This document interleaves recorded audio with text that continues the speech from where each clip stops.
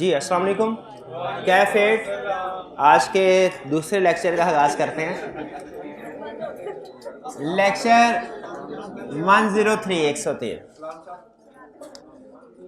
इस लेक्चर में हम इंटरनल कंट्रोल के केस स्टडीज के कंसेप्ट सीखने जा रहे हैं। क्या सीखने जा रहे हैं?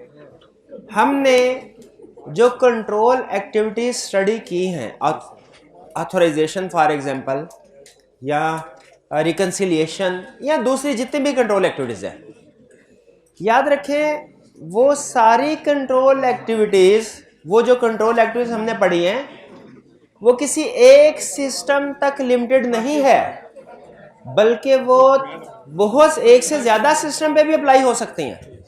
जैसे रिकंसिलिएशन है, वो आपको पता है कैश एंड बैंक सिस्टम में भी आ सकती है रिकंसिलिएशन, वो हमारे डेटर्स के सेल सिस्टम में भी आ सकती है कि रिकंसिलिएशन बननी चाहिए इंडिविजुअल डेटर्स और कंट्रोल अकाउंट की। वो परचेज सिस्टम में भी आ सकती है कि क्रेडिटर्स कंट्रोल अकाउंट की और परचेज लेजर की रिकंसिलिएशन होनी चाहिए। इसी तरह जो अप्रूवल है वो सेल से भी पहले, सेल ट्रांजैक्शन से पहले सेल ट्रांजैक्शन भी अप्रूव होनी चाहिए, परचेज ट्रांजैक्शन भी अप्रूव होनी चाहिए, पेरोल पेमेंट होनी है सैलरीज की, उस सैलरी शीट की भी अप्रूवल होनी चाहिए। तो जो case study point of view से सबसे अहम कंसेप्ट आपको बताने जा रहा हूं वो ये कि कंट्रोल्स वही होंगे, सेम कंट्रोल एक से ज्यादा सिस्टम पे अप्लाई हो सकते हैं। ये जहन में, ये कंसेप्ट, एक कंसेप्ट है ना, आपका काम 50% से ज्यादा इजी कर दिया है। इसलिए कि अगर आप सेल्स सिस्टम को समझ गए तो चूंकि सिमिलर कंट्रोल्स ही परचेज सिस्टम में यूज हो रहे होंगे तो वो एक तरह से आपकी डुप्लीकेट, इक्का दुक्का कोई कंट्रोल्स नहीं आएंगे, क्योंकि कुछ स्पेसिफिक कंट्रोल्स भी होते हैं। जिस तरह हमारे जो सब्सटेंटिव प्रोसीजर में हमने पढ़ा था ना कि कुछ प्रोसीजर्स ऐसे हैं जो कि बहुत से एरियाज में यूज होते हैं, और कुछ प्रोसीजर ऐसे हैं जो कि स्पेसिफिक है उन एरियाज के। उसी तरह कुछ कंट्रोल एक्टिविटीज ऐसी हैं जो कि बहुत से सिस्टम में यूज होती हैं, और कुछ कंट्रोल एक्टिविटी ऐसी हैं जो कि हर सिस्टम की अपनी स्पेसिफिक है। लेकिन ज्यादातर जो कंट्रोल एक्टिविटीज हैं वो रिपीट हो रही होती हैं।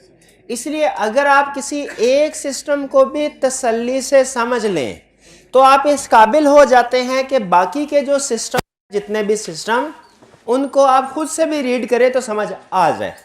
लेकिन हम स्टडी एक एक सिस्टम करेंगे, कोई एक सिस्टम भी ऐसा नहीं होगा जो मैं आपसे कहूँ खुद से पढ़ लेना, नहीं, सारे। लेकिन कंसेप्ट बिल्ड करने के लिए बता रहा हूँ, एक सिस्टम को भी आपने अच्छे तरीके से अंडरस्टैंड कर लिया तो आपको पता चल जाएगा सिस्टम किस तरीके से काम करते हैं, कौन कौन सी एक्टिविटीज कैसे परफॉर्म होती हैं। तो खास तौर पे जो पहला सिस्टम है ये गौर से सुनना है आपने, खास तौर पे पहला सिस्टम, ठीक। देखिए मेन कंसेप्ट, एक ऑर्गेनाइजेशन के बहुत से सिस्टम हैं, हमारे सिलेबस में है sale system, purchase system, payroll system, cash and bank, inventory and fix asset. इसमें हम स्टार्ट कर रहे हैं पहले सेल सिस्टम। हर सिस्टम में कंट्रोल एक्टिविटीज परफॉर्म हो रही होंगी, हर सिस्टम में कंट्रोल एक्टिविटीज परफॉर्म हो रही होंगी। कुछ कंट्रोल एक्टिविटीज स्ट्रॉन्ग होंगी, कुछ वीक होंगी। स्ट्रॉन्ग एक्टिविटीज पे हम टेस्ट ऑफ कंट्रोल परफॉर्म करते हैं, वीक एक्टिविटीज पे हम रिकमेंडेशन देते हैं मैनेजमेंट को थ्रू मैनेजमेंट लेटर, जिसमें हम उन्हें बताते हैं कि ये कंट्रोल आपका वीक है, इसका ये नुकसान हो सकता है, बराए मेहरबानी इस रिकमेंडेशन पे अमल करके इसको सही कर लें। ये कंसर्न, ये अप्रोच आपको हर सिस्टम में मिलेगी, ठीक है। हम अब स्टडी करने जा रहे हैं एक आइडियल कंट्रोल सिस्टम में क्या कुछ होना चाहिए। जब आप केस स्टडीज करेंगे ना, उसमें कुछ स्टेप्स हो रहे होंगे, कुछ नहीं हो रहे होंगे, लेकिन आपको एक कंप्रीहेंसिव अप्रोच बता रहा हूं। स्टार्ट करते हैं हम सेल सिस्टम से। पहला सिस्टम कौन सा हमारा? Cell system. सेल सिस्टम का आगाज होता है जब एक देखिए हमने पढ़ा था information system relevant to financial statement में कि हमने अंडरस्टैंड करना है पॉइंट ऑफ इनिशिएशन से लेके फाइनेंशियल स्टेटमेंट्स प्रिपेयर होने तक कोई भी ट्रांजैक्शन कितने प्रोसेस से गुजरती है और हर प्रोसेस में क्या डॉक्यूमेंट्स प्रिपेयर हो रहे होते हैं। तो हम क्या स्टडी करेंगे सेल्स सिस्टम में कि कितने डिपार्टमेंट से प्रोसेसिंग होती है, हर डिपार्टमेंट में क्या डॉक्यूमेंट्स प्रिपेयर होते हैं। स्टार्ट होता है, इनिशिएशन होती है जब भी कोई कस्टमर हमारे सेल्स ऑर्डर डिपार्टमेंट में आता। बल्कि सबसे पहला कंसेप्ट, सबसे पहला सेग्रीगेशन ऑफ ड्यूटीज को सामने रखते हुए हमने सेल्स का सारा काम स्टार्ट से लेके एंड एक बंदे को या एक डिपार्टमेंट को नहीं दिया होता, डिवाइड किया होता है। एक होता है हमारा सेल्स ऑर्डर डिपार्टमेंट, फिर होता है डिस्पैच डिपार्टमेंट, फिर होता है इनवाइसिंग या बिलिंग डिपार्टमेंट, और फिर होता है जीएल या अकाउंट्स डिपार्टमेंट। तो अगर आप देखें तो हमने सेल्स सिस्टम की जितनी भी एक्टिविटीज हैं, सेल्स सिस्टम की जितने भी एक्टिविटीज हैं, ये बोर्ड का लेफ्ट वाला हिस्सा सिर्फ ये सेल्स है, उधर परचेज है, ये सेल्स है।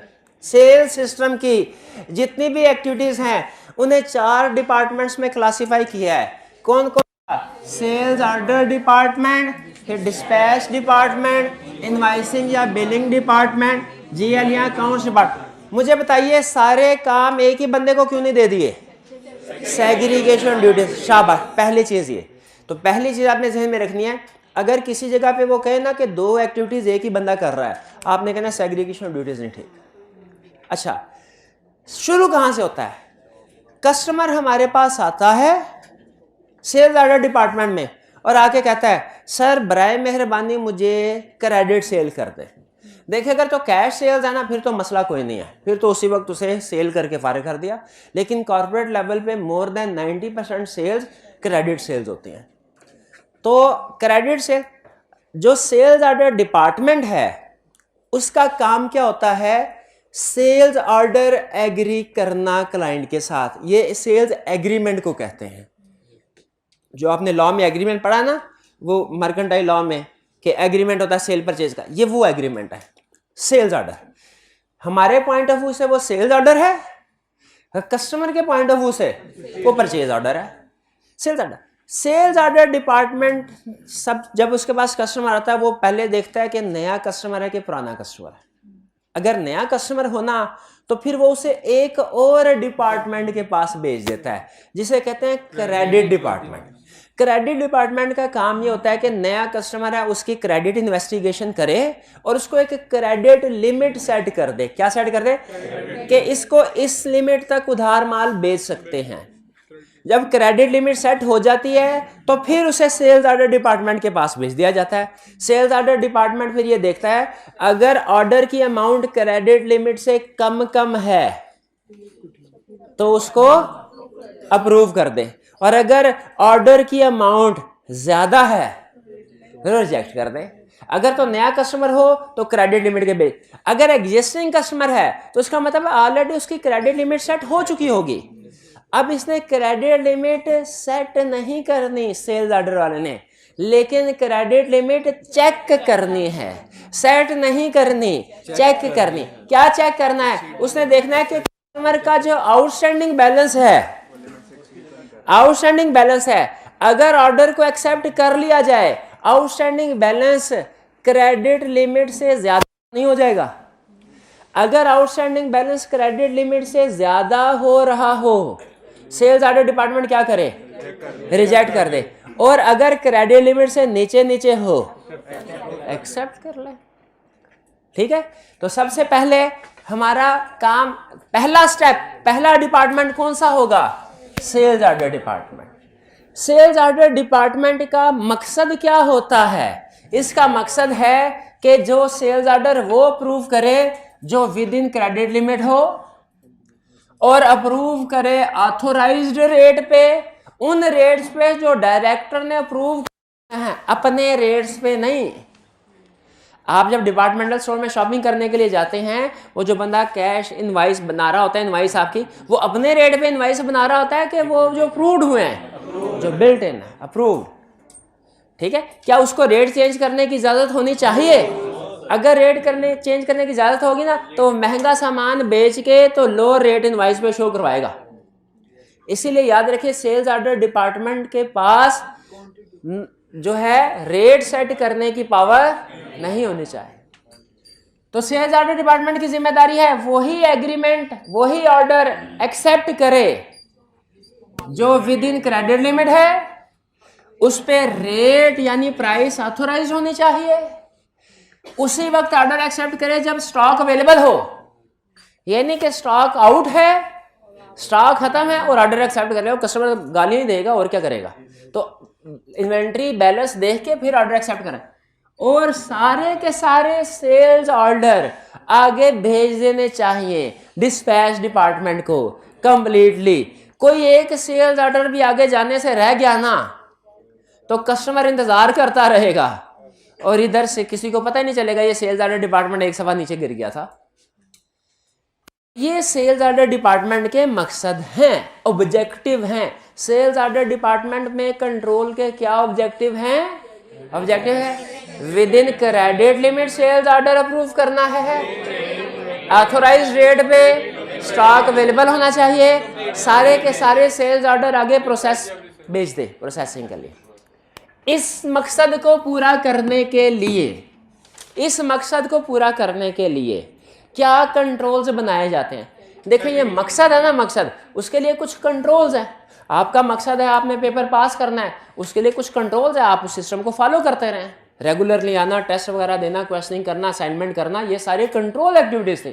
तो मकसद को पूरा करने के लिए ये ऑब्जेक्टिव है, मकसद को पूरा करने के लिए कुछ ना कुछ काम करने पड़ते हैं, ये कंट्रोल एक्टिविटीज है। ये कंट्रोल ऑब्जेक्टिव और कंट्रोल एक्टिविटीज इंटर रिलेटेड है, लेकिन दोनों में फर्क है। मकसद वो जो हम हासिल करना चाहते हैं, कंट्रोल एक्टिविटीज वो जिनके थ्रू मकसद हासिल होगा। तो कहते हैं क्या होना चाहिए? सबसे पहले सेग्रीगेशन ड्यूटी लगा लेना। ये तो हर सिस्टम में और हर डिपार्टमेंट में होगा। कहीं पे आई कैप ने नहीं भी लिखा हुआ आप लिख सकते हैं, गलत नहीं होगा। सेग्रीगेशन ऑफ ड्यूटीज, एक नंबर का। लेकिन जहन में रखिएगा दो चीजें बता रहा हूं, जैसे सब्सटेंटिव क्वेश्चन में बताया था ना, स्टूडेंट जनरल पॉइंट बता देते हैं, स्पेसिफिक नहीं करते। यहां पे भी सेम दो पहले स्टूडेंट ने क्वेश्चन लिखा, आई कैप ने कहा ऑर्डर डिपार्टमेंट में कंट्रोल एक्टिविटीज कौन सी हैं? फर्स्ट कीजिए रटे वाला क्वेश्चन आ गया, कभी कभी आ जाता था, रटे वाला क्वेश्चन आ गया। एक स्टूडेंट ने लिखा there should be segregation of duties, दूसरे ने लिखा there should be segregation of duties between person who approves sales order and person who dispatches sales order and person who prepares invoice and person who records। Simple, जिसके भी आप segregation duties बता रहे हैं ना, उसको अगले वाले डिपार्टमेंट से और पिछले वाले डिपार्टमेंट से डिफरेंशिएट कर दें।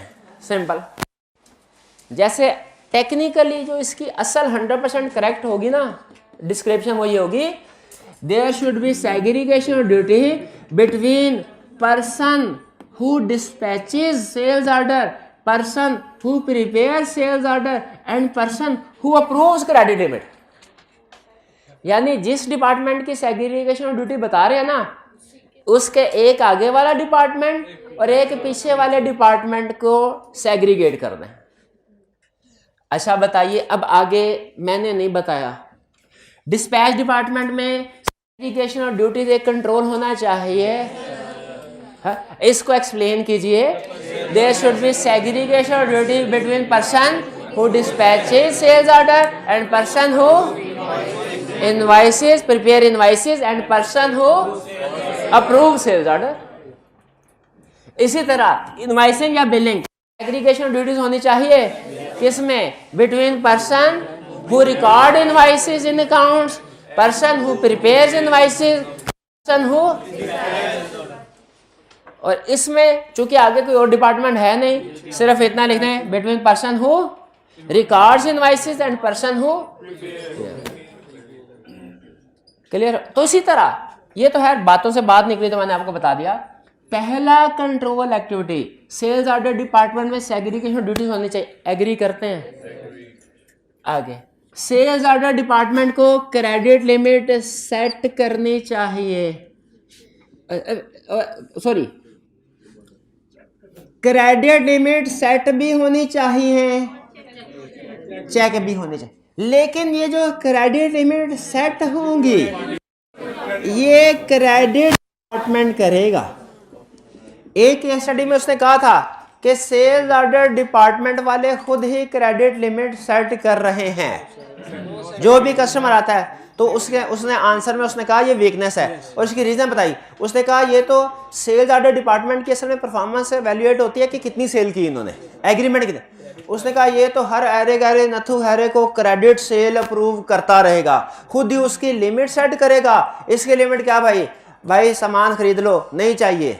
ये बंदे का नहीं चाहिए। मैंने कहा मेरी परफॉर्मेंस अप्रेजल का सवाल है, खरीद लो सामान। उसने कहा नहीं चाहिए। मैंने कहा पैसे ना मत देना, पैसे कोई नहीं मांग रहा, पैसे ना देना। उसने कहा क्रेडिट तो फिर, लेकिन मेरी इन्वेस्टिगेशन होगी तो फिर तो वो कहेंगे मेरे पास पैसा कोई नहीं, पता चल जाएगा। मैं कहूँगा नो प्रॉब्लम, क्रेडिट लिमिट भी मैंने सेट करनी है। मैंने खुद ही 20 लाख की क्रेडिट लिमिट सेट की, खुद ही इसको सेल्स ऑर्डर भी एग्री कर लिया ताकि मेरे डिपार्टमेंट की परफॉर्मेंस हाई शो हो कि बड़ी सेल की है हमने। वीकनेस है कि नहीं? सेल्स ऑर्डर डिपार्टमेंट को क्रेडिट लिमिट सेट चेक करनी चाहिए, सेट नहीं कर। अब एक केस स्टडी में उसने कहा क्रेडिट लिमिट सेट की गई है, चेक कोई नहीं कर, सेट लेदर डिपार्टमेंट ने की है, चेक नहीं कर रहे, ये भी वीकनेस है। तो सेट भी होनी चाहिए, चेक भी होनी चाहिए, ठीक है। लेकिन जेन में रखे सेट कौन करेगा, ये जेन में रखे। फिर इसके बाद सेल्स ऑर्डर अप्रूव करने से पहले इन्वेंट्री बैलेंस अगर नहीं करेंगे तो क्या होगा,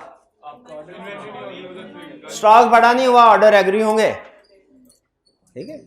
और बैलेंस चेक होना चाहिए। फिर इसके बाद चेक करने के लिए नॉर्मली सिस्टम मौजूद। आप किसी फार्मास्यूटिकल जाए ना शॉप में, अच्छा 2 तरह के शॉप्स होते हैं। एक जिनमें मैनुअल काम हो रहा होता है, उनमें आप देना उनको भाई प्रिस्क्रिप्शन है, वो 15 मिनट देख के आके कहता है सर नहीं है सॉरी, बड़ा गुस्सा आता है उसमें। और कुछ ऐसे होते हैं स्टोर, वो फौरन सिस्टम को देखते हैं बैलेंस कितना है, कहते हैं नहीं सर नहीं है, 1 मिनट के अंदर अंदर बता देते हैं। या अगर हो तो कहते हैं सर मौजूद है। तो इन्वेंट्री बैलेंस चेक होना चाहिए कि नहीं, बिल्कुल, वरना कस्टमर जो है वो नाराज होता है अगर इन्वेंट्री है नहीं और आपने उसको टाइमली नहीं बताया। प्री नंबर्ड बिल्कुल गलत। सेल्स ऑर्डर डिपार्टमेंट क्या बना रहा है, सेल्स ऑर्डर बना रहा है, इनवाइस थोड़ी बना रहा है। सेल्स ऑर्डर डिपार्टमेंट वाला इनवाइस बनाएगा तो इनवाइस वाला क्या बनाएगा, सेल्स ऑर्डर बनाएगा। प्री नंबरिंग, अच्छा ये प्री नंबरिंग भी एक कंट्रोल है जो बहुत से, देखें सिंपल रूल है, ऑडिट में हर डॉक्यूमेंट प्री नंबर्ड होनी चाहिए। इसका फायदा क्या होता है प्री नंबरिंग का, कोई दरमियान में से मिसिंग डॉक्यूमेंट हो पता चल जाता है, इंश्योर हो जाती है कंप्लीटनेस। प्री नंबरिंग से कौन सी असर्शन इंश्योर होते हैं, कंप्लीटनेस। अब बताइए सेल्स ऑर्डर डिपार्टमेंट में प्री नंबरिंग है तो क्या लिखेंगे, क्या लिखेंगे, sales there should be pre-numbering of sales order, या sales order should be sequentially pre-numbered। dispatch note department में क्या लिखेंगे, all good dispatch note should be pre-numbered, her document के साथ फिट कर दें pre-numbered। इनवाइसेस में क्या लिखेंगे, pre-numbered। ये कोई डॉक्यूमेंट नहीं बना रहा होता, साइन कर रहा होता, इसमें pre-numbering नहीं है। अच्छा अभी नहीं पढ़ाया, अभी नहीं पढ़ाया, लेकिन जब परचेज सिस्टम पे जाएंगे क्या pre numbering, purchase order should be sequentially pre numbered, pre number, ठीक है। तो वही बट ठीक है, सिर्फ समझा रहा था कि सिस्टम आप एक पढ़ेंगे। बाजू का स्टूडेंट कहते हैं सर जी एक दिन में 2 सिस्टम क्यों पढ़ा दिए आपने, भाई कंट्रोल मैच कर लो, 90% कंट्रोल सेम है, एक्स्ट्रा कहां पढ़ाया। फर्क सिर्फ ये होगा आप इस काबिल हो गए कि 2 केस स्टडीज कर सकेंगे, 2 केस, सेल सिस्टम की भी परचेज सिस्टम की। घर जाके मैच कर लीजिएगा कि वो कौन सा कंट्रोल है जो परचेज में है सेल्स में नहीं, सेल्स में है परचेज में नहीं, मैच कर लीजिएगा। 20 वैसे तो 90% कहना चाहिए, लेकिन to be on safe side 80% कह रहा हूं। 80% तक अगर ना मैच हुए कंट्रोल सेल और परचेज के तो मुझे बता दीजिएगा।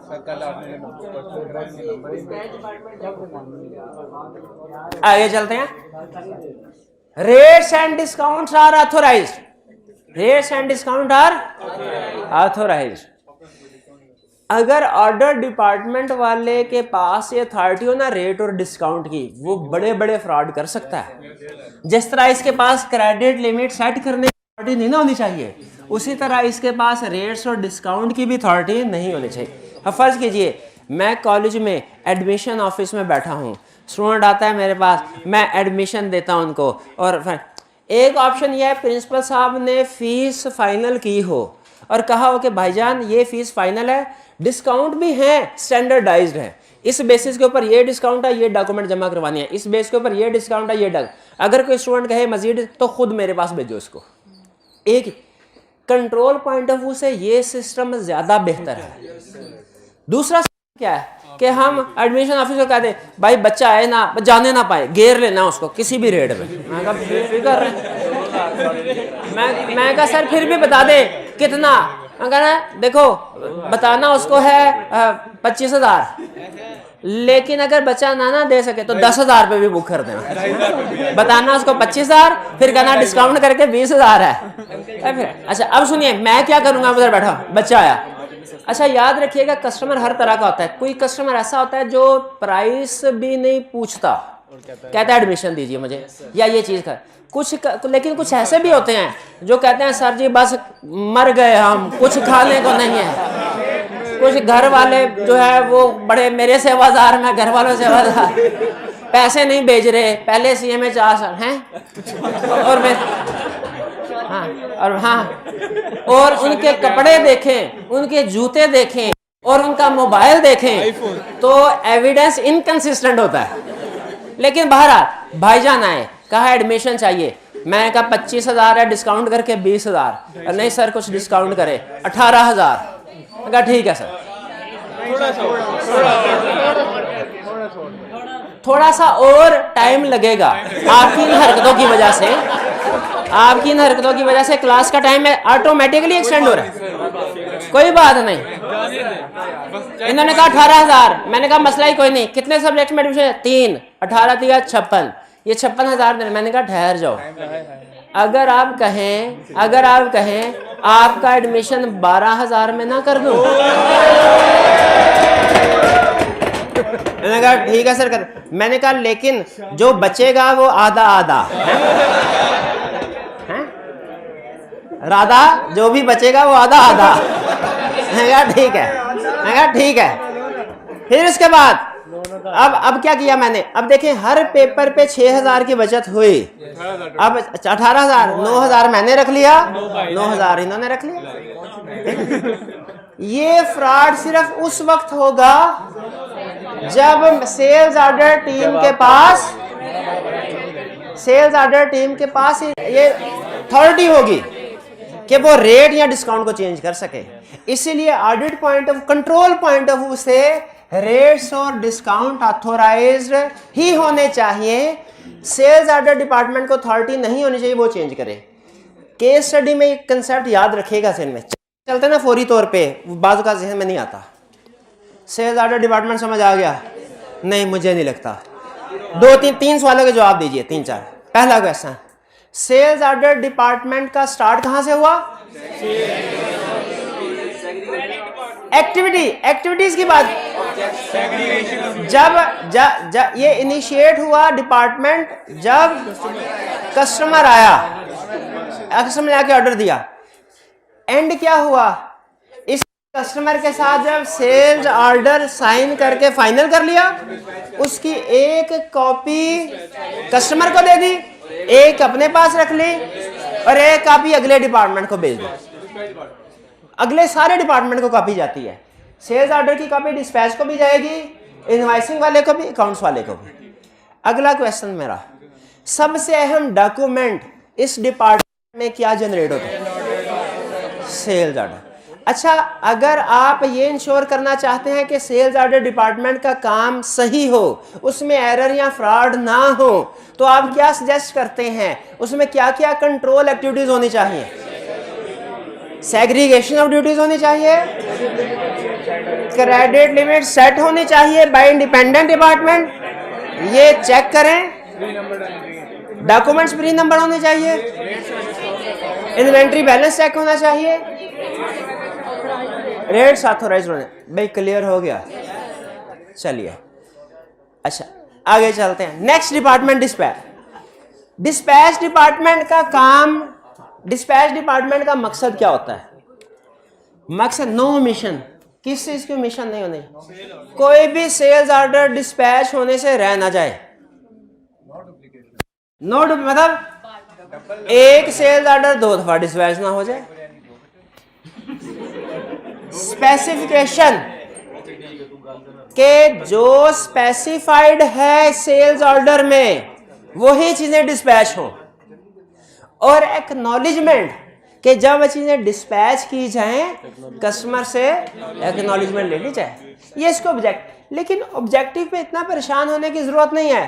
कंट्रोल्स ही ऑब्जेक्टिव भी बन सकते हैं, कंट्रोल्स भी ऑब्जेक्टिव भी बन सकते हैं। आप एक, क्योंकि ऑब्जेक्टिव और कंट्रोल्स इंटर रिलेटेड है, ऑब्जेक्टिव और कंट्रोल इंटर रिलेटेड है। अच्छा अब चलें, आपने ज्यादा फोकस ऑब्जेक्टिव के ऊपर नहीं करना। घर जाके आज जो आपने चीज याद करनी है, पहले वो कंट्रोल एक्टिविटीज याद करनी है, ऑब्जेक्टिव्स नहीं याद करने। ऑब्जेक्टिव्स अगर जब कंट्रोल एक्टिविटीज याद हो जाएगी उसके बाद कीजिएगा, वरना नहीं। बल्कि मैं आपको टेक्निक बताऊंगा, कंट्रोल एक्टिविटीज याद होंगी ना, कंट्रोल ऑब्जेक्टिव ऑटोमेटिकली बना लेंगे आप।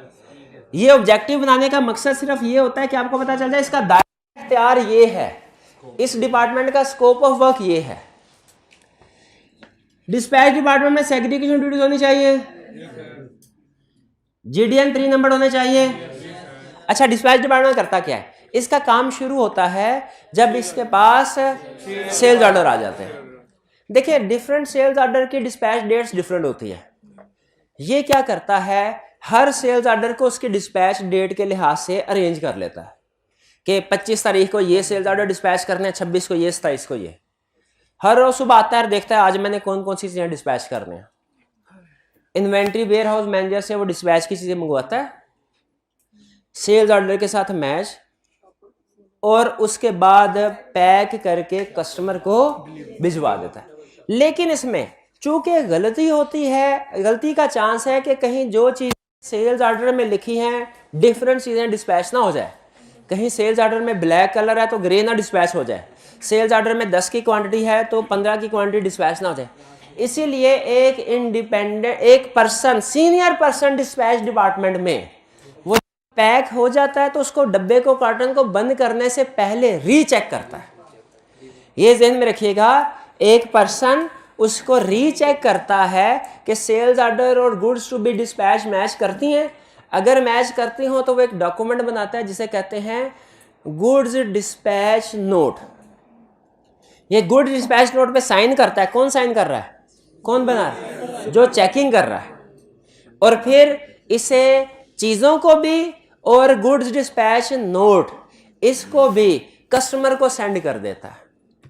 लेकिन जो शिपर होता है ना, शिपर जैसे कोरियर वाले, उनको कहता है कि जब आप ये शिप में वाले करें दूसरे लोगों के उसके, तो उसे सिग्नेचर, एक्नॉलेजमेंट कि उसने रिसीव कर लिया।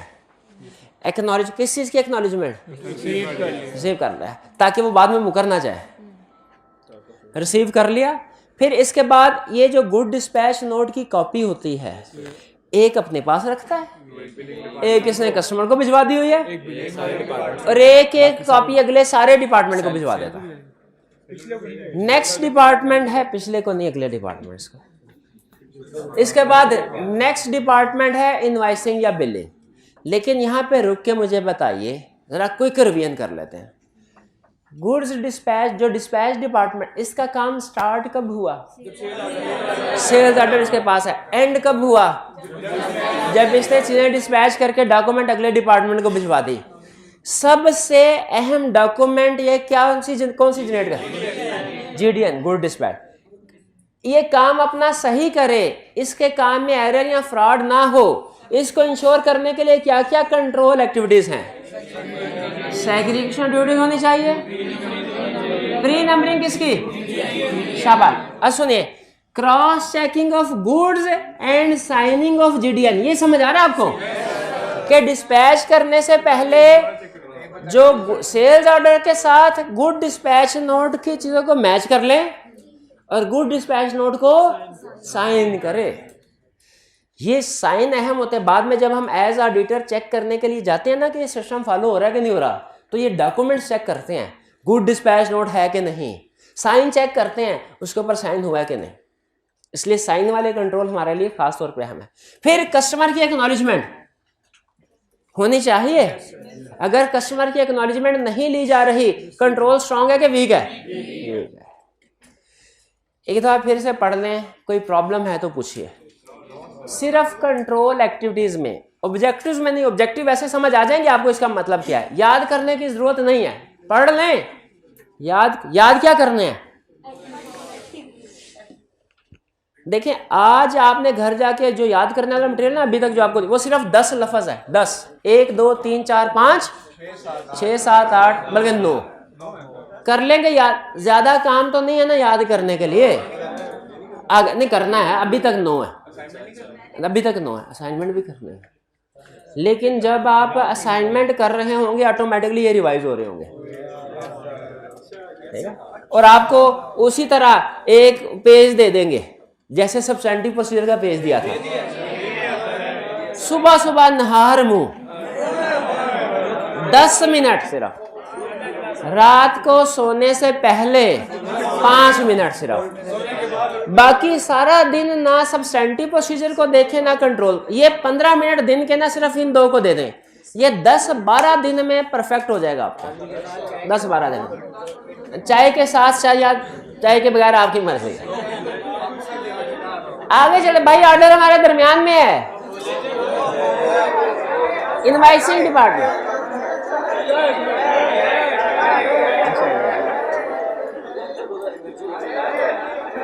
भाई वो अभी चाय इन प्रोसेस है, मैंने पूछा है, वो अभी गाय मान नहीं रही।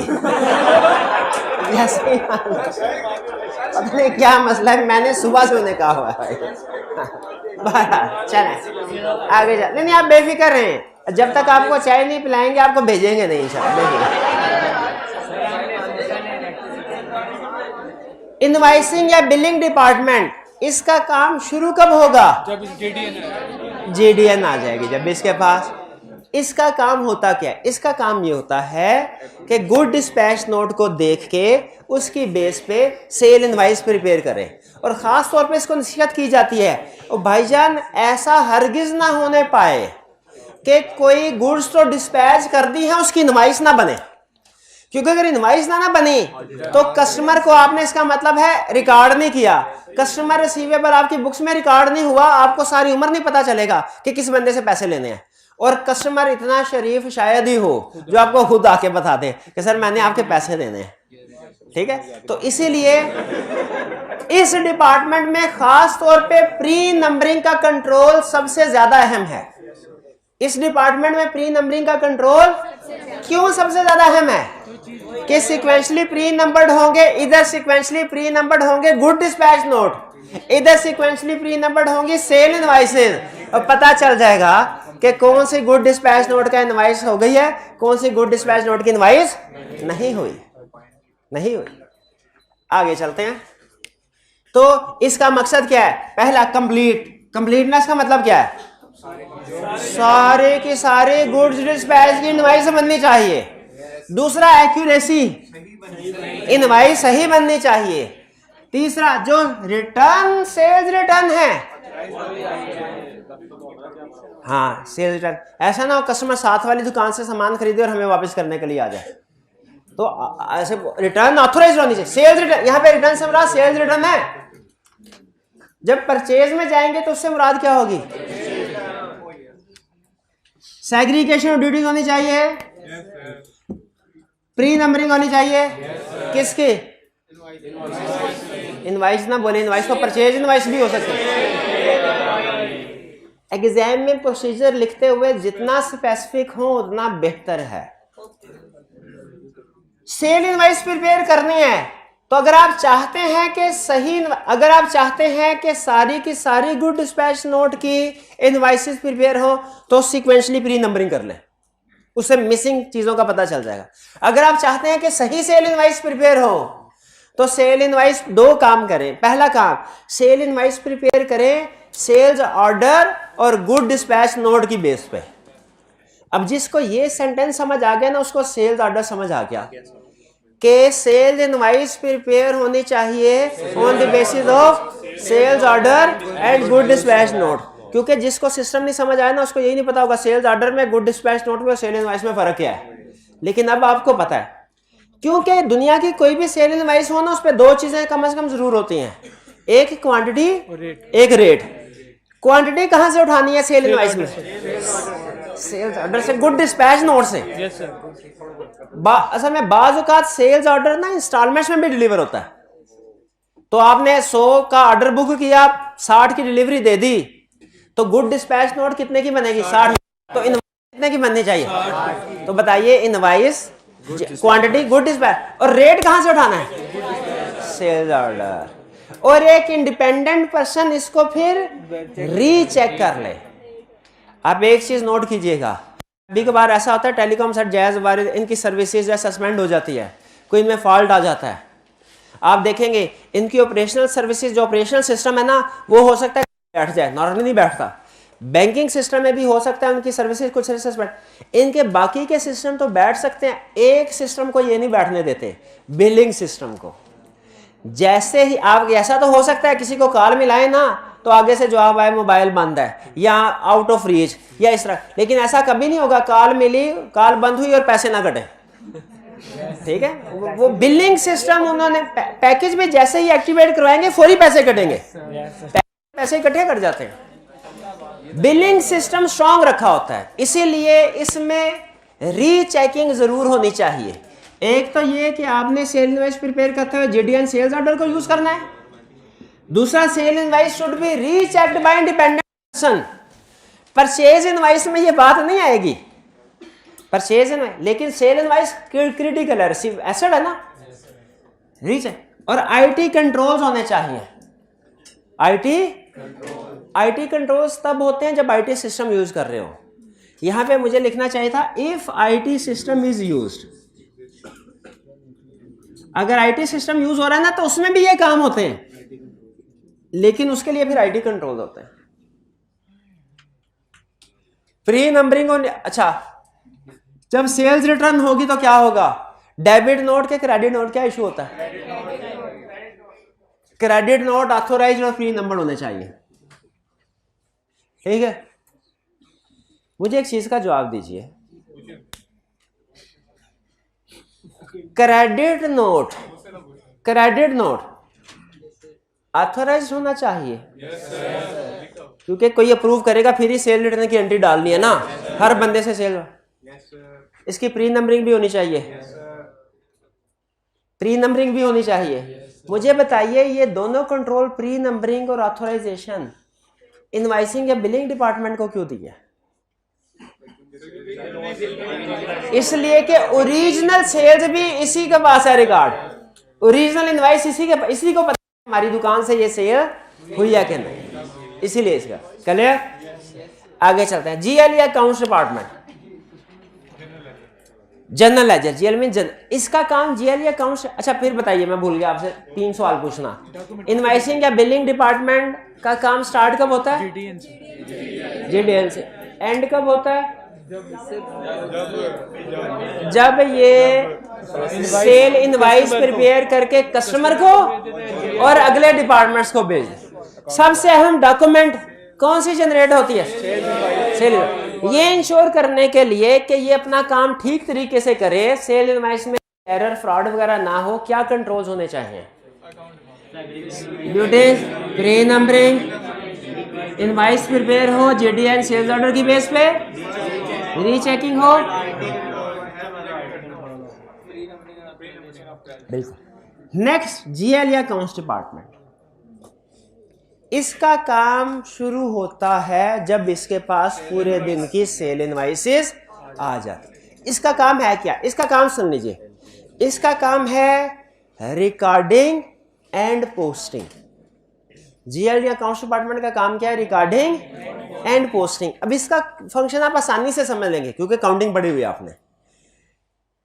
इसका काम है जितनी भी सेल इनवाइसेस आई हैं उन्हें सिस्टम में अकाउंट्स में रिकॉर्ड करना है, एंट्री पास करनी है, डेटर्स डेबिट, सेल्स क्रेडिट। अच्छा, ये कुछ सिस्टम ऐसे होते हैं जो कि साथ साथ सेल्स की एंट्री रिकॉर्ड कर रहे होते हैं, ये उसे कहते हैं रियल टाइम प्रोसेसिंग। कुछ होता है batch processing. Normally batch processing system use होता है, यानी जितनी भी सेल इनवाइसेस आई हैं अकाउंट्स वाला उनको गिनेगा। फर्ज कीजिए आज 10 सेल इनवाइसेस आई हैं, अकाउंट्स वाले के दो काम हैं, क्या बताए? रिकॉर्डिंग, रिकॉर्डिंग इन जर्नल और पोस्टिंग इन लेजर। भाई ये रिकॉर्ड यही होता है, पोस्टिंग लेजर में पोस्टिंग को कहते हैं ना, recording in journal, posting in ledger. ये करता क्या है? सेल इनवाइस को काउंट करता है। 10 सेल इनवाइसेस है ना, उनका टोटल करेगा। क्या टोटल बना? 25,500। एंट्री करेगा डेटर्स डेबिट सेल्स, ये जर्नल में है, ये रिकॉर्डिंग है। जर्नल में रिकॉर्डिंग हो जाएगी ना, उसके बाद अगला काम क्या है? लेजर में पोस्टिंग करना। अब ये लेजर ऑफिशियली एक ही लेजर होता है, जनरल लेजर, जनरल लेजर। लेकिन एक दूसरा लेजर भी होता है जिसे कहते हैं सब्सिडरी लेजर। फर्क क्या है? जनरल लेजर में सारे डेटर्स का एक ही अकाउंट मेंटेन हो रहा था, कंट्रोल अकाउंट, जबकि सब्सिडरी लेजर में हर डेटर का अलग अलग अकाउंट मेंटेन हो रहा होता। भाई ये पता है ना आपको? तो इसको रिकॉर्डिंग करनी है ना, जब अकाउंट्स डिपार्टमेंट को रिकॉर्डिंग करनी है जनरल में, उसके बाद लेजर में भी पोस्टिंग करनी है, जनरल लेजर में भी। फर्क क्या है? जनरल लेजर में सब्सिडरी लेजर में इंडिविजुअल। ये दो काम करना है। अच्छा बताइए, क्या ये गलती कर सकता है? यस सर, ये भी कर। ऐसे हो सकता है कि ये काउंट करते हुए टोटल है 25,500 और ये 22,300 गिन ले। 10 इनवाइसेस थी। भाई मुझे तेरी मेहरबानी, थोड़ी देर है, अपना ऑडिट को जरा कंट्रोल करना। 10 इनवाइसेस थी, 10 इनवाइसेस। क्या ऐसा हो सकता है गिनते हुए 9 इनवाइसेस आए या 11 हो जाए? तो इसको टोटल कर लेना चाहिए, जैसे रिकॉर्ड कर रहा है ये, ठीक है? तो इसे एंड पे जब ये रिकॉर्ड कर लेना तो एक दफा उन सारे ट्रांजैक्शंस को टोटल कर लेना चाहिए। 1 2 3 5 6 7 8 9 10 ट्रांजैक्शन इधर रिकॉर्ड हुई है, नंबर ऑफ ट्रांजैक्शन, और 10 ट्रांजैक्शन ही सिस्टम में रिकॉर्ड हुई है। 1 2 3 4, अमाउंट्स को नहीं गिन रहा अभी, ट्रांजैक्शंस को। इससे क्या पता चलेगा? कोई ट्रांजैक्शन ओमिट या डुप्लीकेट तो नहीं होगी, ठीक है? इसको हम कहते हैं, नाम देते हैं बैच टोटल का, बैच टोटल। और इसी तरह का एक और कंट्रोल है, वो क्या? वो ये कि ये काउंट करे इनवाइस, जो इसके पास इनवाइसेस आई हैं। इनवाइसेस इसके पास 10 मैनुअल आई थी ना, उसने उन इनवाइसेस को सिस्टम में रिकॉर्ड किया। एक गलती तो ये हो सकती है कि 10 के बजाय 9 या 11 कर दे। एक गलती ये भी हो सकती है 10 की 10 रिकॉर्ड की, अमाउंट गलत एंटर कर दी। तो उसमें भी इंडिविजुअल इनवाइसेस को टोटल करेगा और देखेगा सिस्टम में जो रिकॉर्डिंग हुई है उसके टोटल से मैच होता है कि नहीं। लेकिन अब की बार नंबर ऑफ ट्रांजैक्शन नहीं, अमाउंट्स ऑफ ट्रांजैक्शन को मैच करेगा। यानी ये इंश्योर करने के लिए कि रिकॉर्डिंग सही हुई है कि नहीं, रिकॉर्डिंग ये क्या करता है? Batch total. बैच टोटल का मतलब क्या होता है? जो आपके पास ट्रांजैक्शन बैच की शक्ल में है ना, ग्रुप की शक्ल में, उनका टोटल करके सिस्टम में जो रिकॉर्ड हुई हैं उनके टोटल से मैच करें। क्लियर? अच्छा चलिए, क्या ऐसा पॉसिबल है कि ये रिकॉर्ड करते हुए कुछ कस्टमर की ट्रांजैक्शन रिकॉर्ड ना करे, कुछ की डुप्लीकेट कर दे? क्या ऐसा भी पॉसिबल है पोस्टिंग करते हुए जीएल में कोई और अमाउंट चली जाए, सब्सिडरी लेजर में कोई और अमाउंट चली जाए, इसके लिए कंट्रोल्स हैं।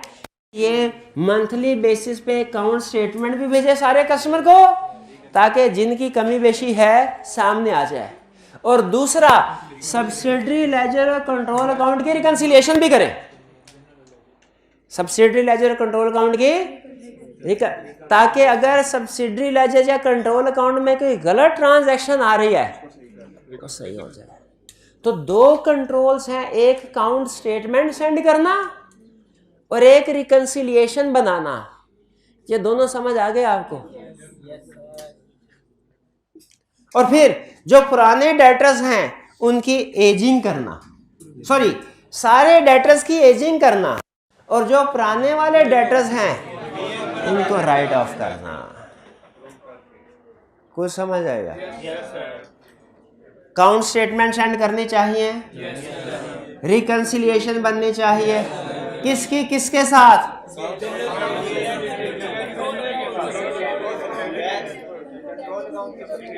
कंट्रोल्स अकाउंट की गलत, हाँ अब लाइन पे आए हैं। डेटर्स कंट्रोल अकाउंट की सेल्स लेजर के साथ रिकंसिलिएशन बननी चाहिए। दूसरी पहली अटेम्प्ट में नहीं समझ आती है, दूसरी में आती कई बात नहीं क्लियर।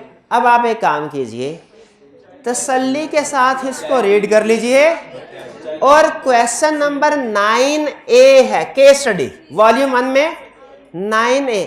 आपके पास 10 मिनट हैं, आपने सिर्फ कीवर्ड्स लिखने, जो वीकनेसेस नजर आए ना अंडरलाइन नहीं करना। आपको नहीं पता अंडरलाइन करने में और सिर्फ कीवर्ड्स लिख देना साइड पे, दोनों में कितना फर्क है उस्ताद को पता है।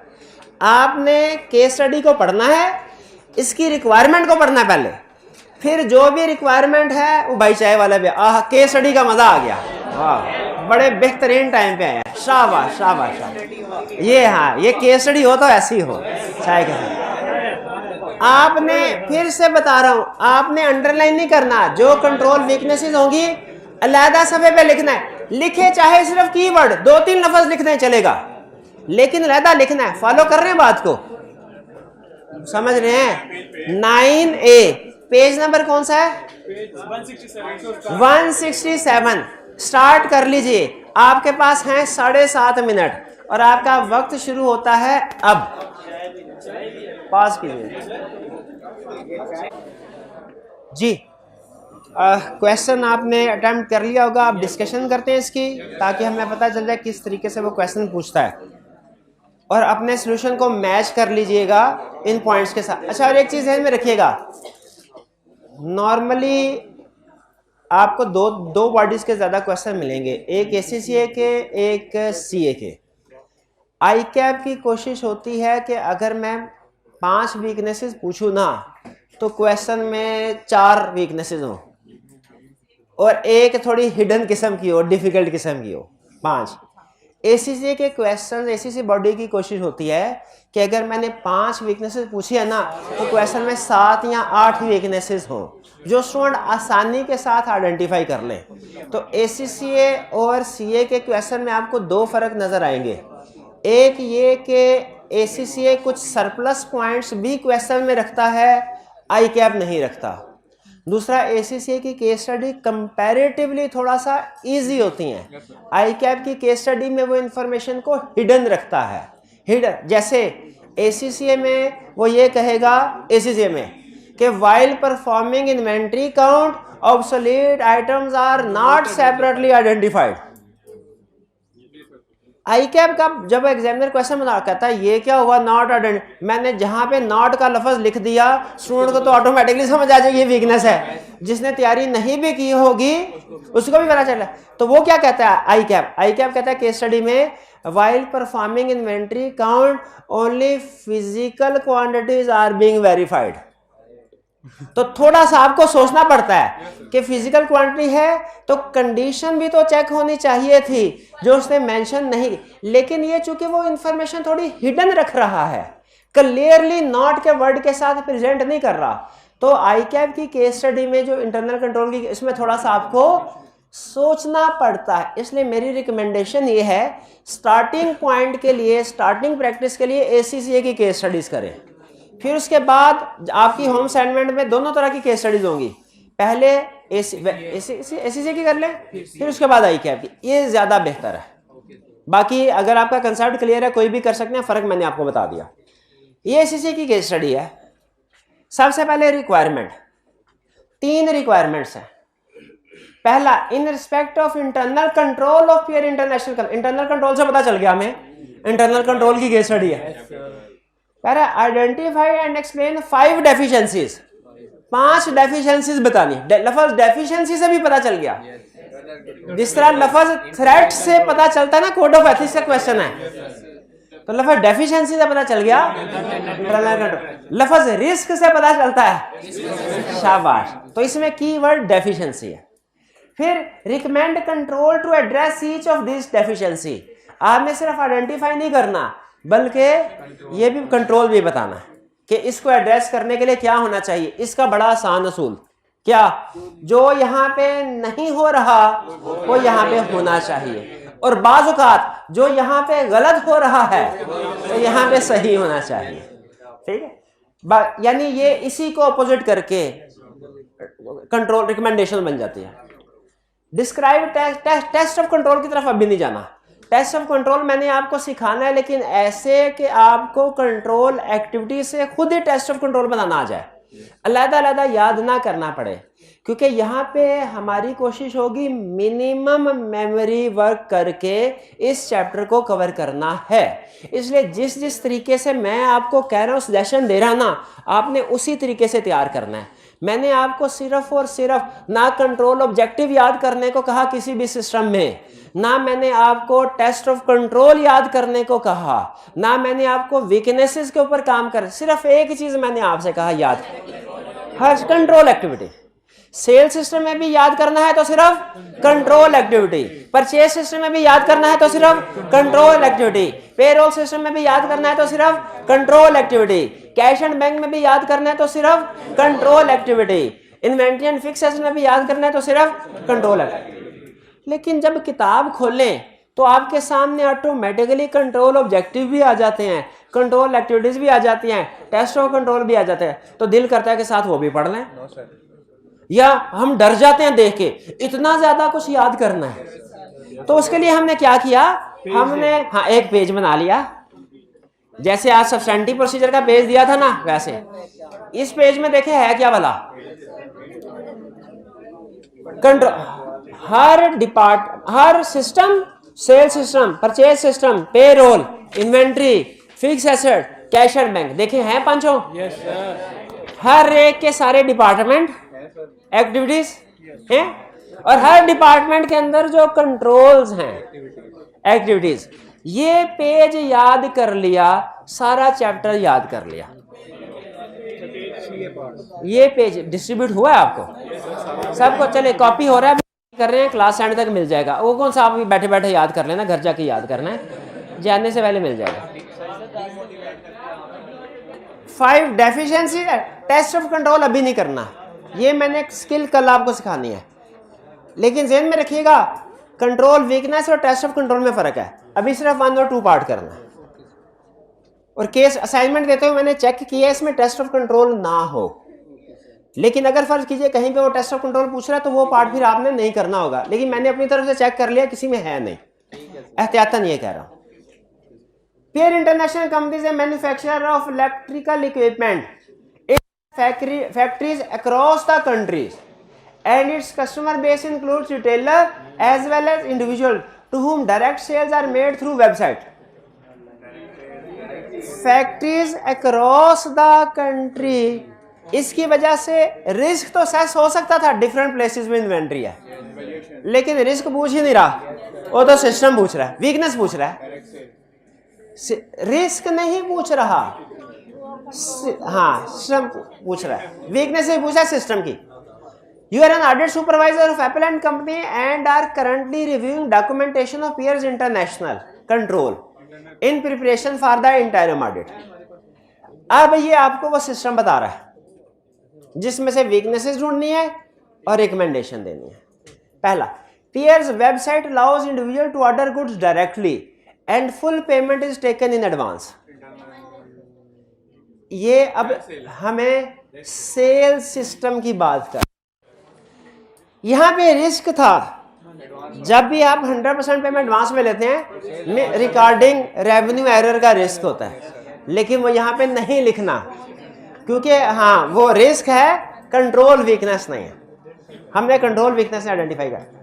Correct, currently the website is not integrated into inventory system and inventory levels are not checked at time when order are placed. Weaknesses आ गई कि इन्वेंटरी वीकनेस क्या है और नॉट चेक्ड।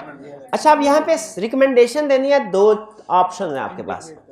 पहला ये inventory level should be checked before approving sale, ये भी ठीक है किसी हद तक, लेकिन ज्यादा बेहतर आंसर होगा कि हाँ जी कि website system should be integrated with inventory system. बात वही है, लेकिन ये थोड़ा टेक्निक स्पेसिफिक लैंग्वेज के साथ है।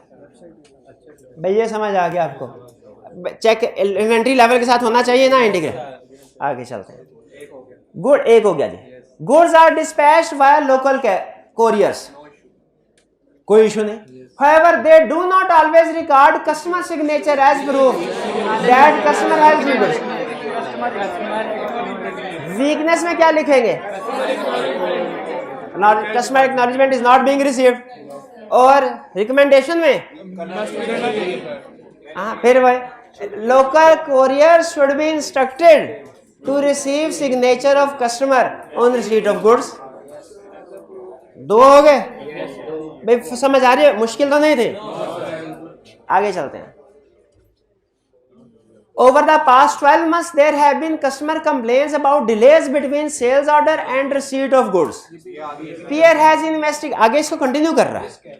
Peer has investigated these and found that in each case the sales order had been entered into the sales system correctly, but was not forwarded to the dispatch department for fulfilling. हमने study किया था ना, जो हर department को अपनी documents daily basis पे forward करनी चाहिए।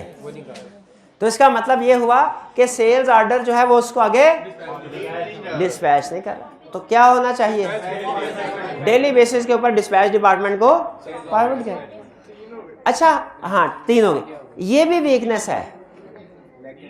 एक और वीकनेस बताने लगा हूं, आपने बताना दोनों में ज्यादा स्वेयर को। एक तो उसने ये बताया सेल्स ऑर्डर टाइमली बेसिस पे डिस्पैच को नहीं भेजे जा रहे। दूसरा, goods dispatch note timely basis पे अकाउंट्स डिपार्टमेंट को नहीं भेजी जा रही। ये क्योंकि इसका मतलब है गुड्स डिस्पैच कर दी, अब इनवॉइस आपकी बाद में बने। माल आपने पहले भेज दिया, इनवॉइस या पैसे आपके 10, 15, 20 दिन बाद रिकॉर्ड हो रहे हैं, तो आपका फाइनेंसिंग प्रॉब्लम हो सकती है इस वजह से। ये ज्यादा प्रॉब्लम कि एसेट बेच चुके हैं आप और अभी उसका बिल आपने जनरेट ही नहीं किया।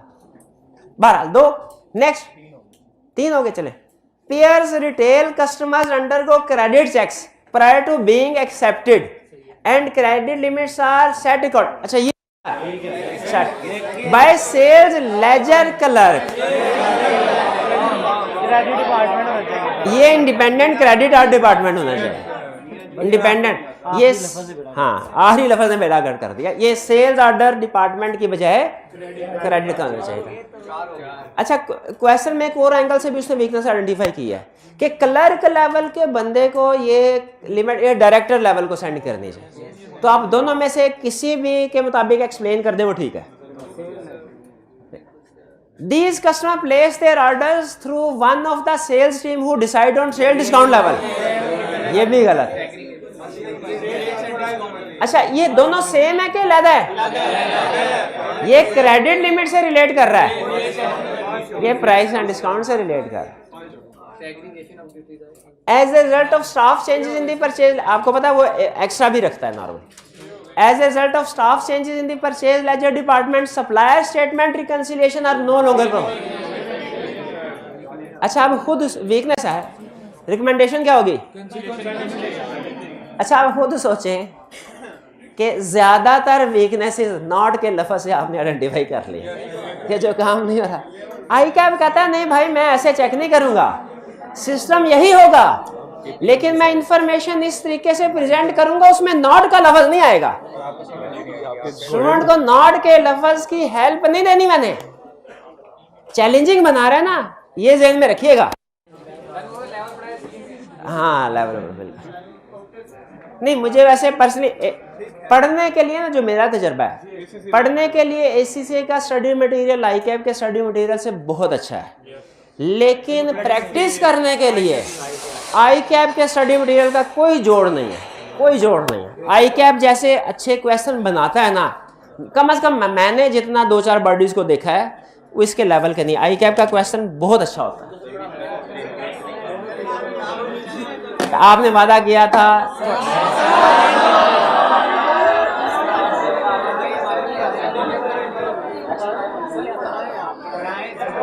मैं आपके दुख में बराबर का शरीक हूँ, लेकिन क्या करें, जॉब इज जॉब, करना है दोस्तों, करना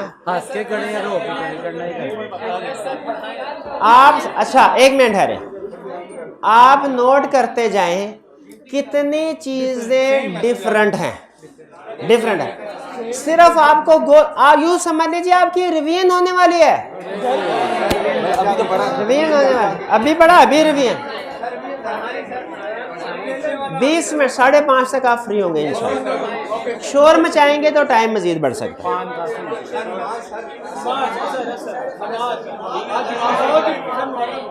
इंशाल्लाह यहाँ पे जमात करवाएंगे ना, हमारे पास हैं भाई, नमाज के फौरन बाद जमात करवाएंगे, जमात नमाज के लिए करवानी है। सुन लें स्टार्ट करें जी। Yes sir.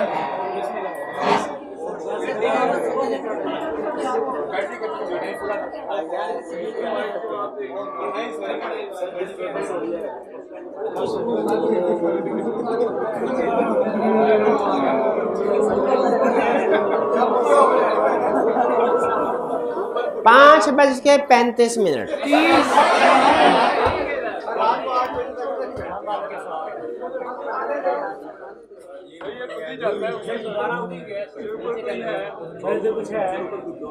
स्टडी करने जा रहे हैं परचेज सिस्टम। परचेज सिस्टम में हम स्टडी करते हैं कि किसी भी ऑर्गेनाइजेशन की परचेजेस कैसे रिकॉर्ड होंगी।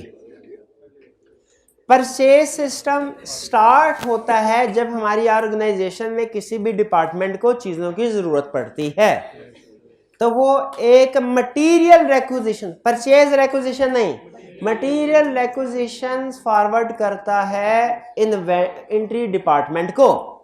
इन्वेंट्री वाले के पास सारा सामान मौजूद होता है, अगर तो उसके स्टॉक में इन्वेंट्री मौजूद हो वो फौरी तौर पे भेजे, अगर इन्वेंट्री मौजूद नहीं है उसे कहेगा वेट करो मैं परचेज रिक्विजिशन भेज रहा हूँ। इन्वेंट्री डिपार्टमेंट में ज़रूरी है कि उस डिपार्टमेंट में मिनिमम लेवल और मैक्सिमम लेवल मेंटेन हो रहे हों।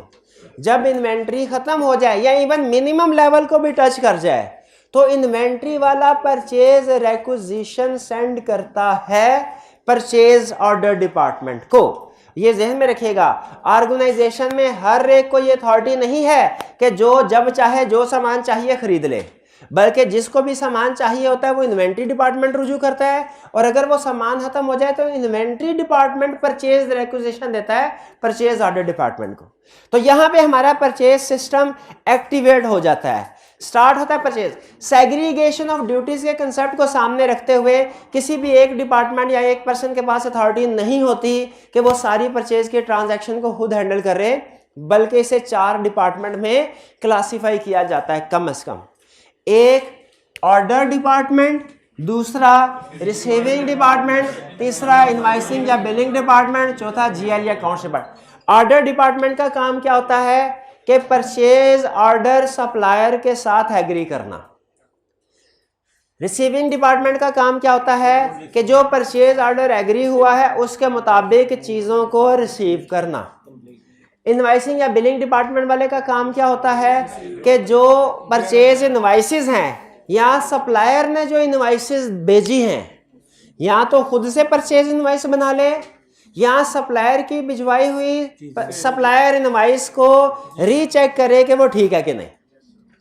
और फिर अकाउंट्स डिपार्टमेंट को भिजवा दें। अकाउंट्स डिपार्टमेंट वाले का काम होता है कि उसने वो जो परचेज इनवाइसेस हैं सारी की सारी जर्नल में रिकॉर्ड करनी है और जर्नल से लेजर में पोस्ट करनी है। ये बना दिए 4 डिपार्टमेंट हमने, उसके बेसिक फंक्शन भी बता दिए। अब देखते हैं order department. Order purchase order department का मकसद क्या होता है कि जितनी भी परचेजेस हो वो ऑथोराइज्ड हो, हर बंदा अपनी मर्जी से परचेज ना कर रहा हो, सेंट्रल परचेज डिपार्टमेंट की तरफ से अथॉरिटी हो परचेज करने की, उसी की अथॉरिटी हो। दूसरा, अप्रूव्ड सप्लायर को परचेज ऑर्डर इशू करना है, अरे गारे को नहीं भेजना कि कोई भी गंदा माल हमें सप्लाई कर दे। ट्रस्टेड सप्लायर्स की लिस्ट बनाई गई होती है, अप्रूव्ड सप्लायर की लिस्ट, क्या सामान इसी से खरीदना है। और ये अप्रूव्ड सप्लायर की लिस्ट ऐसा भी नहीं है कि 10 साल 5 साल पहले बनी हुई है और वही चल रही है, ये ईयरली बेसिस पे अपडेट होती है, क्योंकि मार्केट में नए अच्छे सप्लायर्स भी आते रहते हैं और बाज़ औक़ात पुराने सप्लायर्स की रेपुटेशन भी डाउन चली जाती है कंप्लेंट्स आने की वजह से। तो ये ऑर्डर डिपार्टमेंट का मकसद है ऑथोराइज परचेज हो, अप्रूव्ड सप्लायर से परचेज करनी है और मिनिमम रेट्स के। इनका असूल सिर्फ ये नहीं होता मिनिमम रेट, इनका असूल होता है good quality at minimum rate, good quality at minimum rate. तो गुड क्वालिटी ये इंश्योर करते हैं अप्रूव्ड सप्लायर से, और फिर मिनिमम। अगर केस स्टडी में आपको कह देगा ना कि अल्टरनेट सप्लायर जो कि लोअर रेट पे चीज सप्लाई कर रहा था, तो आपने कहना है चेक करना चाहिए इसकी क्वालिटी कहीं डाउन तो नहीं है, क्योंकि जब रेट कम होते हैं तो साथ ही क्वालिटी भी डाउन होने का खतरा होता है। कंट्रोल स्टडी करें। अभी आपकी रिवीजन भी है एक तरह से। देखिए डिपार्टमेंट वही, डिपार्टमेंट में फर्क तो नहीं है, सिर्फ एक छोटा सा फर्क है। क्या वहां पे डिस्पैच डिपार्टमेंट था, यहाँ पे रिसीविंग डिपार्टमेंट। आगे चलते हैं। सेग्रीगेशन ड्यूटीज होनी चाहिए किसकी किसके साथ, between person who maintains inventory वाला एंड पिछले वाला and person who receives good. इसी तरह रिसीविंग डिपार्टमेंट में सेग्रीगेशन ड्यूटीज,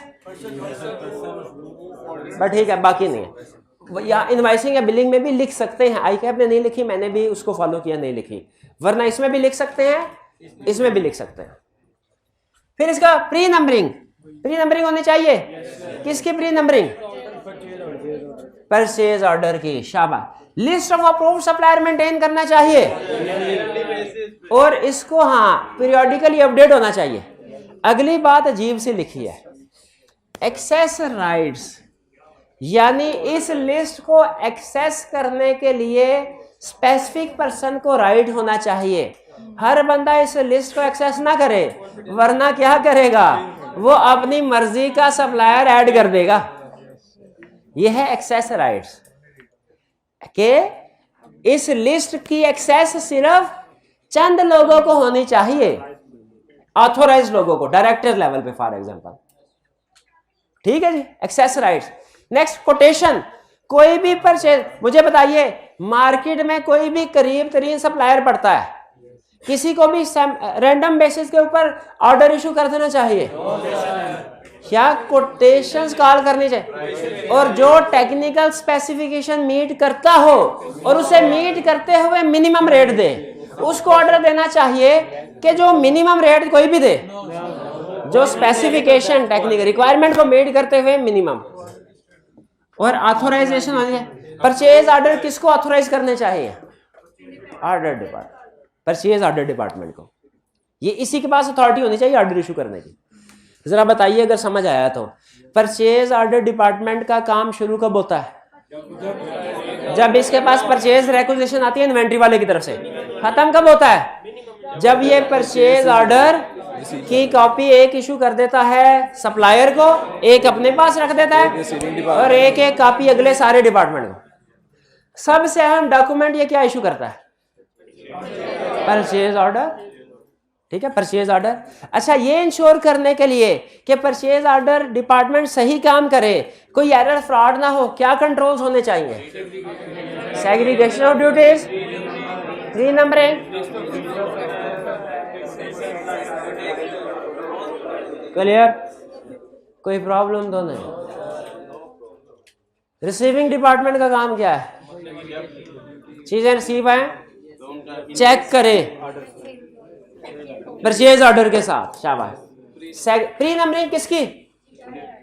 जीआरएन की। इंस्पेक्शन ऑफ गुड्स, रिसीविंग के बाद इंस्पेक्शन कर रहा हो, क्वांटिटी भी क्वालिटी भी, और जीआरएन के ऊपर फिर साइन करे। इसके जीआरएन के ऊपर जो रिसीविंग डिपार्टमेंट का हेड होता है ना, इसके जीआरएन के ऊपर साइन करने का साबित होता है, ये होता है इस चीज का कि इसने रिसीव करके इंस्पेक्शन किया और जो ऑर्डर किया था वही आया। हम बाद में जब एज ऑडिटर आते हैं ना, तो ये देखने के लिए कि कंट्रोल सही परफॉर्म हो रहा था कि नहीं, हम कहते हैं जीआरएन के सैंपल निकाल लो, और फिर उसमें क्या चीज देखते हैं भला? साइन। क्लियर? खुद बताइए, इसके ऑर्डर में और उसके ऑर्डर में, इसकी रिसीविंग और उसकी रिसीविंग में क्या फर्क है? कुछ भी नहीं। और अभी अकाउंट्स में तो बिल्कुल ही कुछ फर्क नहीं होगा ना। बाहर आगे इनवाइसिंग या बिलिंग, क्या मकसद होगा इसका? नहीं सॉरी भूल गया, रिसीविंग डिपार्टमेंट का काम शुरू कब होता है? परचेज ऑर्डर आ जाता है। खत्म कब होता है? जी की कॉपी बना के एक कस्टमर को, एक अपने पास, एक अगले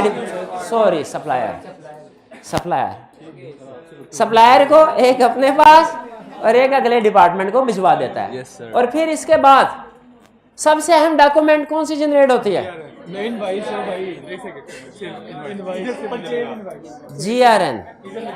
जीआरएन होगी। और वो कंट्रोल एक्टिविटीज क्या है? इंश्योर करने के लिए कि काम सही करे। ड्यूटी नंबरिंग, इनवाइसिंग डिपार्टमेंट, इसके पास एक तो आता है परचेज ऑर्डर, यहां से आया जीआरएन। इसके पास दो, यहां पे थोड़ा सा फर्क है, इसके पास दो ऑप्शन होती हैं। पहली ऑप्शन तो ये कि चूंकि इसके पास परचेज ऑर्डर भी आ चुका है, जीआरएन भी आ चुका है, ये खुद से परचेज इनवाइस प्रिपेयर कर ले, लेकिन ये ऐसा नहीं करता। इसकी कोशिश क्यों? हाँ, ये सप्लायर की इनवाइस का वेट करता है कि मैं खुद प्रिपेयर ना करूं, सप्लायर जब इनवाइस भेजे उसको चेक करूं और वो सही हो तो वो आगे भेजूं। इसके पीछे मकसद ये नहीं होता कि ये काम नहीं करना चाहिए, ये फाइनेंसिंग स्ट्रेटजी है। फाइनेंसिंग स्ट्रेटजी जरा गौर से सुनिएगा। फाइनेंसिंग स्ट्रेटजी क्या है? कंपनीज की कोशिश होती है पैसे रिसीव करने हो ना तो जल्द से जल्द रिसीव हो, और पे करने हो तो लेट हो। सेल इनवाइस ये फौरन रिकॉर्ड कर लेते हैं खुद ही बना के, क्यों? रिसीव करना है ना, जितनी जल्दी रिकॉर्ड होगा उतनी जल्दी रिसीव होगा। परचेज इनवाइस जब परचेज करते हैं इसको फौरी रिकॉर्ड नहीं करते, कहता है जितना डिले हो जाए उतना बेहतर है। जब सप्लायर अगर इनवाइस ही नहीं, ये इनका पॉइंट ऑफ व्यू है, सप्लायर ने इनवाइस ही नहीं रेज की, उसने अभी पेमेंट डिमांड ही नहीं की, तो हम क्यों पेमेंट कर दें फटाफट? तो ये इंतजार कर। इसी वजह से हमारे ऑडिट में एक अहम कंसेप्ट क्रिएट होता है पेंडिंग जीआरएन का। पेंडिंग जीआरएन यही चीज है कि वो जीआरएन, वो चीजें जो रिसीव हो चुकी हैं लेकिन अभी रिकॉर्ड नहीं हुई। रिकॉर्ड क्यों नहीं हुई? इसकी सप्लायर इनवाइस नहीं आई। तो ये ज़हन में रखिएगा, पेंडिंग जीआरएन। अच्छा, अब लेकिन उधर सप्लायर भी बड़ा होशियार होता है, उसे पता होता है कि मेरी इनवाइस का इंतजार हो रहा है, ये इनवाइस अक्सर साथ बना के लाता है, लेकिन कुछ बाद में भी भेजते हैं। जब इनवाइस इनके पास आ जाएगी, जब इनवाइस इनके पास, ये क्या करेंगे? उस इनवाइस को चेक करेंगे ठीक है कि नहीं। कैसे? क्वांटिटी कंपेयर करेंगे जीआरएन के साथ, रेट और डिस्काउंट कंपेयर करेंगे, ठीक है। जिस तरह उधर क्रेडिट नोट था उधर भी pre numbered and authorised credit note था, डेबिट नोट। क्लियर? अब बताइए, इनवाइसिंग डिपार्टमेंट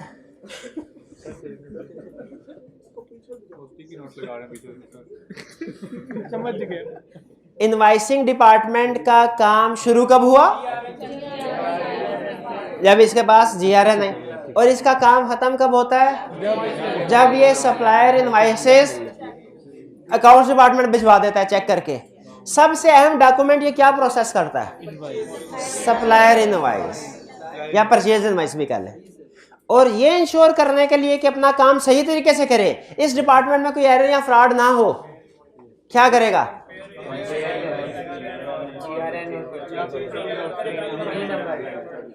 अच्छा अब सुनिए, अब मैं अगला डिपार्टमेंट आपको समझाना नहीं चाह रहा बल्कि क्वेश्चन पूछना चाह रहा हूं। अगर सेल्स ऑर्डर सेल्स सिस्टम में आपको इस डिपार्टमेंट की सही समझ आ गई तो अभी भी बता सकेंगे। अकाउंट्स डिपार्टमेंट का काम क्या होता है? जो ट्रांजैक्शंस है परचेज या सेल ट्रांजैक्शन उनको रिकॉर्ड करना, पोस्ट करना। ओके ओके ठीक है, दो काम, रिकॉर्ड पोस्ट। रिकॉर्डिंग कहाँ पे होती है? जर्नल में। पोस्टिंग कहाँ होती है? लेजर। दो, जर्नल लेजर में भी, सब्सिडी। एग्रीड। मेरा पहला क्वेश्चन, क्या पोस्टिंग करते हुए गलती हो सकती है? यस। अच्छा सुनिए, गलती दो तरह की हो सकती है। या तो 10 ट्रांजैक्शन थी, 10 की बजाय 9 या 11 कर दी, या 10 की 10 रिकॉर्ड की लेकिन अमाउंट गलत।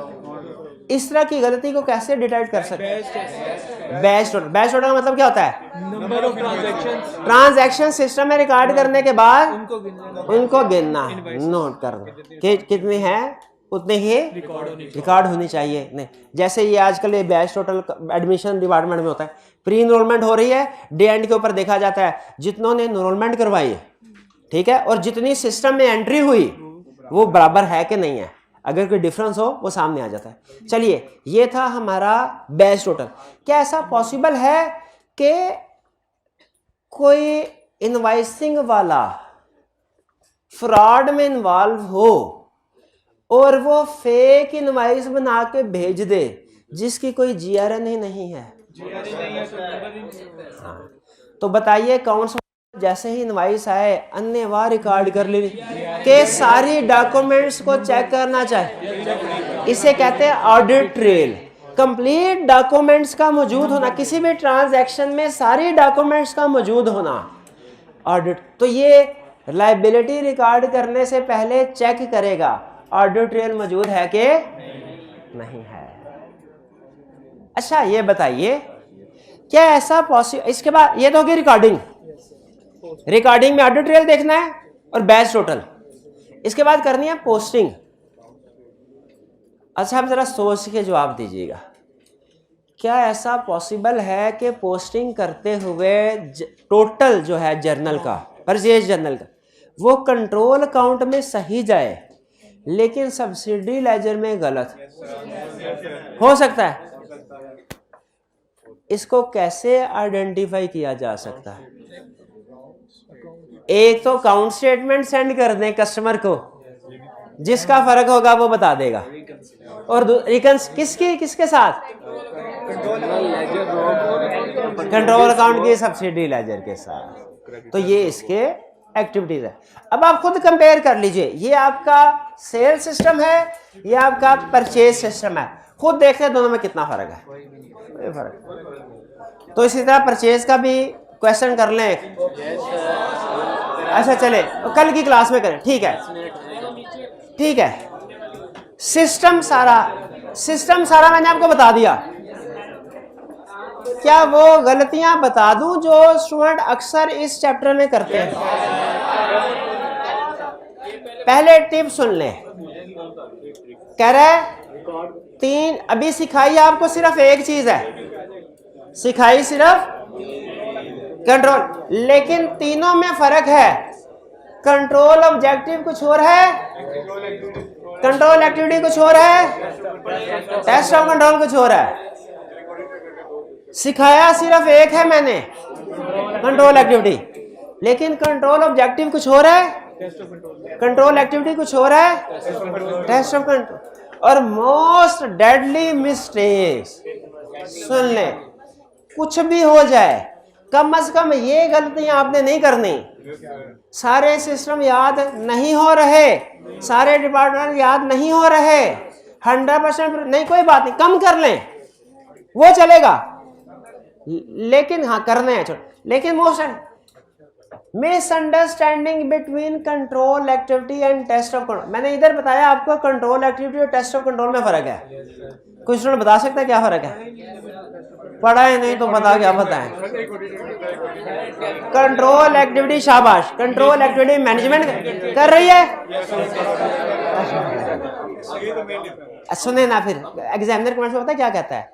एग्जामिनर में उसने कहा होता है कंट्रोल एक्टिविटीज बताइए, स्टूडेंट लिखता है ऑडिटर शुड डू दिस, वो कहता है ऑडिटर कहाँ। अच्छा, आगे सारी बात ठीक लिखी होती है, लेकिन सिर्फ ऑडिटर और मैनेजमेंट का लफ्ज से वो क्वेश्चन गलत कर देता है, क्योंकि ऑडिटर कंट्रोल एक्टिविटी का जिम्मेदार नहीं है। छोटी सी गलती है जो शायद आप कभी नोट भी ना करते इतना अहमियत के साथ। तो पहला क्या, कंट्रोल एक्टिविटी और टेस्ट ऑफ कंट्रोल को, और दूसरा मिसक्लासिफिकेशन बिटवीन डिफरेंट डिपार्टमेंट्स। क्या मतलब? वो पूछता है ऑर्डर डिपार्टमेंट के कंट्रोल, रिसीविंग डिपार्टमेंट के, वो कहता है रिसीविंग के, तो डिस्पैच के बता देते हैं। कुछ समझ आए? चलें ठीक है। नहीं नहीं, बस अब आपकी भी बस हो गई और मेरी भी बस हो गई। नहीं,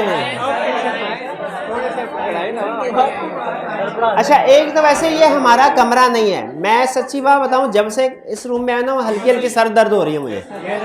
आदत होती है ना, तो हाँ, अपना घर अपना ही होता है। तो ये तो वैसे भी इतनी लंबी क्लास मैं लेता भी नहीं होता। पहली दफा बस मैंने नहीं, तीसरी चौथी दफा होगी मेरा ख्याल पूरे कैरियर में। बाहर सुन ले, अच्छा सुन ले, आज घर जाके आपने क्या करना है? 2 काम, इसको पढ़ लेना है और हल्की हल्की आंच पे याद करना है।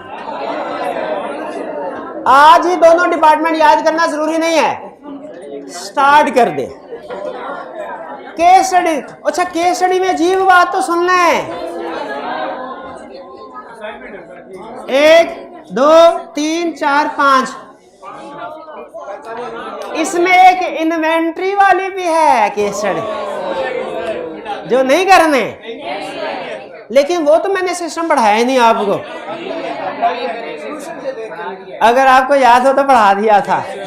कब बोला? इंटरनल कंट्रोल वीकनेस, याद है? स्टॉक काउंट, वही पढ़ाया था, वही। तो आज की आपकी होम असाइनमेंट में इन्वेंट्री, सेल्स की है, परचेज की केस स्टडी, इन्वेंट्री की, तसल्ली से करके आइएगा। आज का लेक्चर यहाँ पे खत्म करते हैं हम। अल्लाह हाफिज।